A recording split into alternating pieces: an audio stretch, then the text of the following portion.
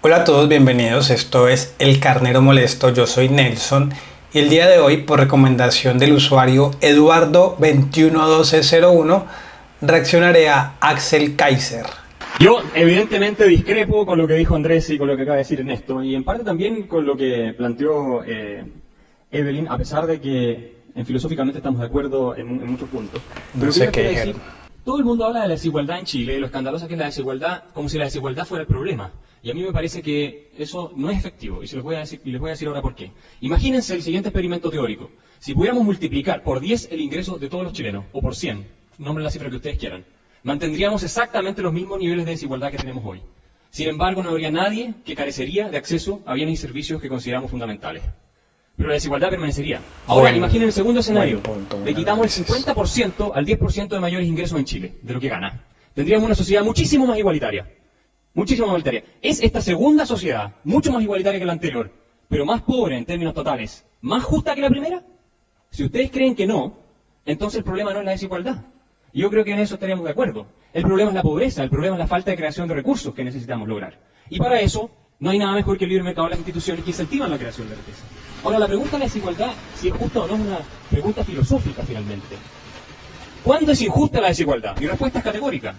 Cuando existen instituciones, prácticas o hábitos que van en contra de la libertad y la dignidad de las personas. Cuando se respeta la dignidad de las personas, quiere decir que se respeta la posibilidad que tienen de elegir, de decidir qué van a hacer con sus vidas, de decidir qué van a hacer con los medios de los que disponen, independiente de cuál sea el origen social y las limitaciones que según nosotros esas personas pueden tener. Cuando esas personas deciden libremente de lo que tienen, ¿qué van a hacer con lo que tienen? Ahí se generan resultados de relaciones exentas de fraude, en colaboración, la gente que va a ver a Alexis Sánchez a un partido de fútbol, por ejemplo, que compra las camisetas. Es injusto que Alexis Sánchez se haga rico si muchas personas fueron voluntariamente, sin coacción, a comprar las entradas del partido de Alexis Sánchez.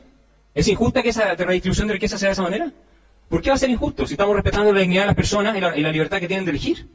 ¿Cuándo es injusta la desigualdad? Cuando se producen capturas de, por ejemplo, el Estado por parte de grupos de interés que extraen beneficios y privilegios, ¿no es cierto?, a expensas de todo el resto.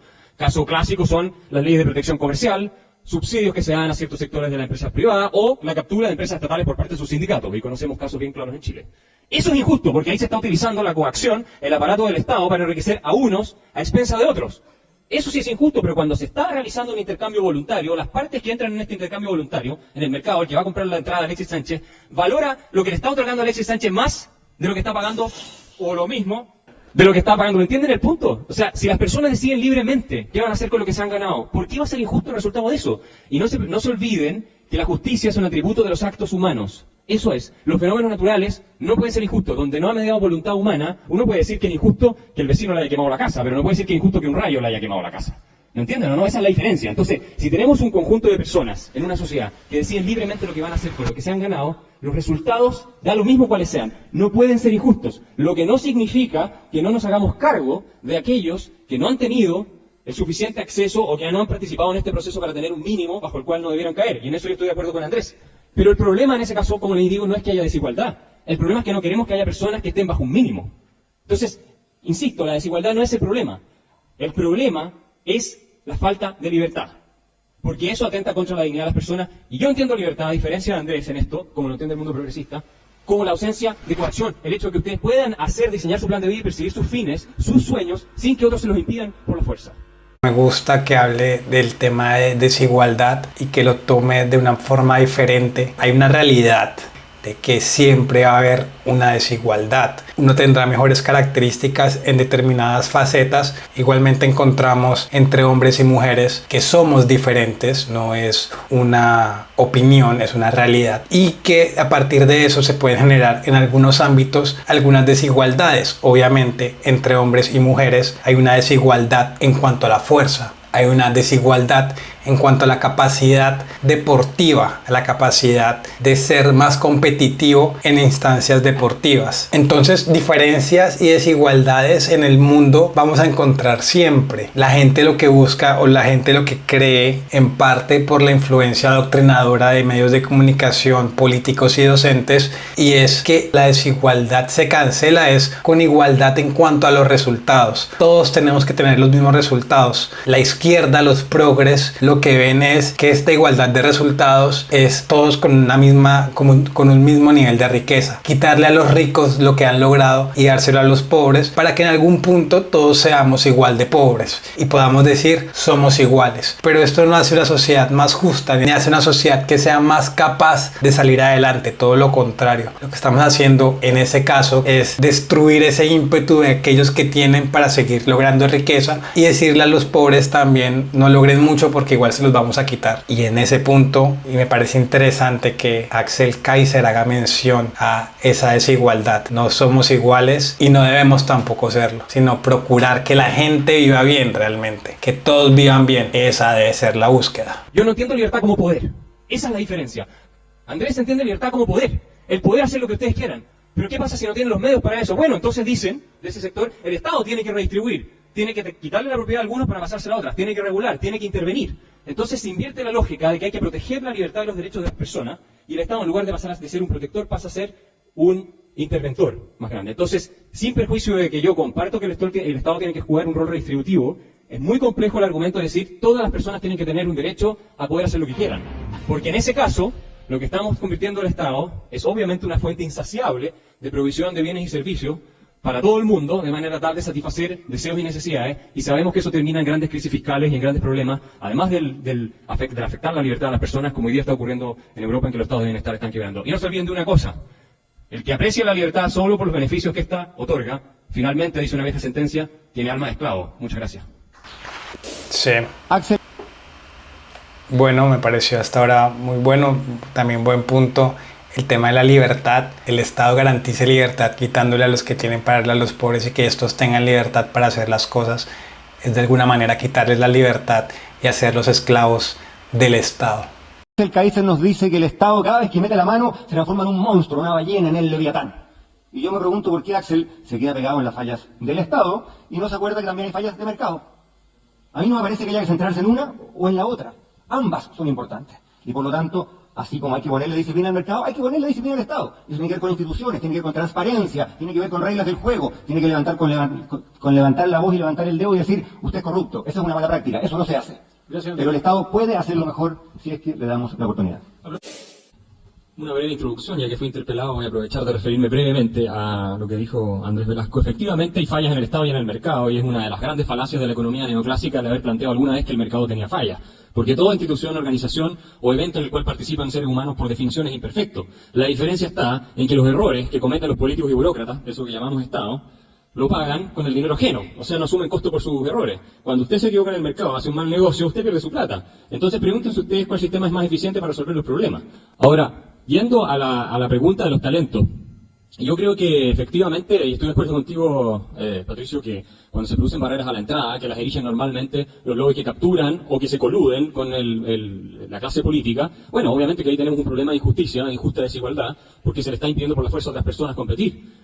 Y la creación de riqueza, la concentración de riqueza por definición, no necesariamente es injusta. Si tú llegas a crear Apple y te hiciste rico porque estás creando valor y la gente está comprando lo que tú produces porque lo valora más de lo que tú pagas por lo que estás recibiendo, ¿por qué va a ser eso injusto? Ahora, el problema está cuando obviamente tú capturas a los fiscalizadores y tienes el caso de lo que los americanos llaman crony capitalism, que dicho sea de paso, es el ejemplo de Wall Street donde no existe libre mercado. No nos olvidemos que Fannie Mae y Freddie Mac, dos empresas creadas por el gobierno de los Estados Unidos, compraron y garantizaron la mitad de las hipotecas que Wall Street estaba generando y se estaban además financiando con una línea de crédito directa con el Tesoro de Estados Unidos. Entonces un intervencionismo masivo del Estado norteamericano en la crisis financiera también.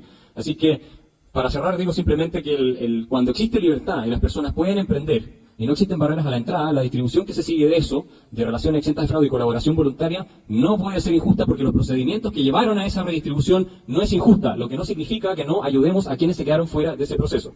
Gracias. Yo con Axel tengo un problema de fondo, un problema filosófico. Yo creo que él entiende mal la libertad. Porque él dice, cualquier transacción, si fulano compró y el otro vendió o viceversa, es voluntaria y por lo tanto es libre. Y eso no es así. Y este es un debate más viejo que el hilo negro en la filosofía. Y hay 25 contraejemplos. El más clásico, ya no recuerdo de qué filósofo es, el siguiente. Van dos tipos en un transatlántico cruzando el océano. Hay uno que tiene una ola, se cae, se está ahogando en el mar. El amigo le dice, aquí tengo el salvavidas, te lo tiro, pero solo si me pagas $1.000.000. El tipo está de acuerdo. ¿Alguien puede pensar que es una transacción libre? Es una transacción. Uno dijo, págame, el otro le dijo, sí, pero evidentemente no es una transacción libre, es coercitiva. Y por lo tanto, suponer que cualquier ocasión que alguien compra y alguien vende, eso es libertad, es total y completamente erróneo. La gracia del liberalismo progresista es precisamente que pretende decir, mire, aquí hay voluntad, hay libertad, bien, aquí no la hubo. Una persona discapacitada que querría ir a trabajar, pero como en Chile no hay rampas, no puede entrar a su lugar de trabajo. Tú me vas a decir que no puede ir a trabajar. ¿Esa es una decisión voluntaria, una transacción de mercado? No lo es, por supuesto. Se le están quitando oportunidades. Y por eso, el liberalismo bien pensado, moderno del siglo XXI, dice, busquemos más libertad. Y a veces esa libertad requiere más igualdad. Lo primero es decir, me voy a pronunciar sobre eso. Yo creo que es Andrés el que no entiende bien el concepto de libertad. Y que lo transfiguraron. Y yo sé que él viene de una tradición filosófica de gente muy respetable y muy inteligente, como Amartya Sen, John Dewey y otros más. Lo que no la hace más respetable que la tradición que puede ser John Locke, Adam Smith, Hayek y otros más. Que ha sido el gran conflicto. Aquí están viendo un conflicto que se ha dado ya por siglos entre dos posiciones filosóficas. El ejemplo que da del hombre que se está ahogando evidentemente no representa ni el 0,0001% de los casos de decisiones que se toman en un mercado libre en una sociedad como la chilena actual.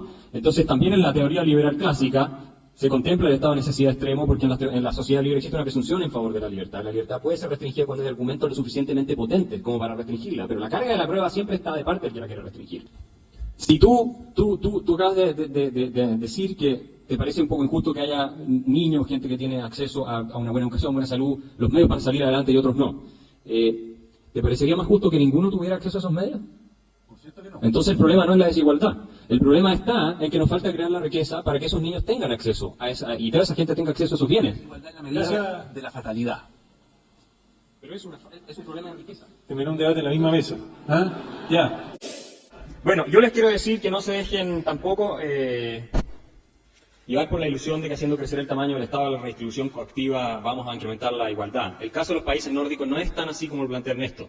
De hecho, hay estudios sobre el caso sueco que prueban que antes de que se hiciera el Estado de Bienestar en Suecia, en que el Estado no era más del 21% del producto, Suecia era uno de los países más igualitarios y más ricos del mundo, y que después de que se empieza a hacer el Estado de Bienestar en la década del 50 en adelante, no solamente Suecia cayó del cuarto al número 14 país de ingreso per cápita en el mundo, sino que además la igualdad no mejoró, incluso tuvo un pequeño deterioro. Entonces el problema de la desigualdad, si es que lo vemos como un problema, están todos de acuerdo en eso, yo creo que cuando hay libertad y todos están bien y todos están mejorando, no es necesariamente un problema, porque si todos están yendo hacia arriba, ¿por qué va a ser un problema que uno esté un poquito más arriba que el otro? Pero en fin, si se ve así, no es necesariamente un tema que se va a resolver incrementando el tamaño del Estado, incrementando el poder de los políticos y el dinero que estos toman de los contribuyentes, porque además se produce captura de parte de grupos de interés también de este tipo de políticas redistributivas y por lo tanto muchas veces no generan el resultado que se pretende. Brasil tiene casi el doble del tamaño del Estado que Chile y es un país más desigual.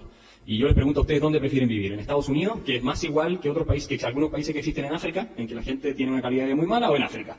Entonces al final tenemos que tener un sentido de proporciones al discutir estos temas y tenemos que no dejarnos engañar por la sensación de que el poder político, que los políticos van a poder resolver un asunto que ya tiene en Chile siglos de existencia y que tiene orígenes que son mucho más complejos que pensar en una mera política tributaria o redistribución del ingreso. Gracias, Axel. Muchas gracias.